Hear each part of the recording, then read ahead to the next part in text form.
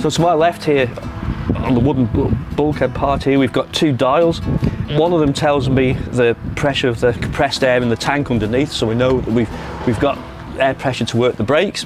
And the other one tells me the amount of brake application pressure. So if we flick the handle to the right to put the brakes on, that needle will go up, like so, okay? And again, if you release it, you can see it going down.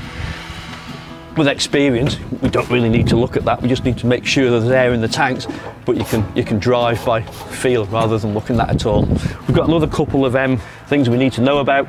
This one's called the auto, so that's like a fuse which detects as a current surge. So if you get a problem with one of the motors, this will click off. That's to put on if we go out at night and we have a trailer on, we can connect the electric to the trailer through a jump lead, switch on and off, and that'll put lights on in the trailer for passengers in the dark. And the other switch at the top there, I can switch the compressor governor on manually.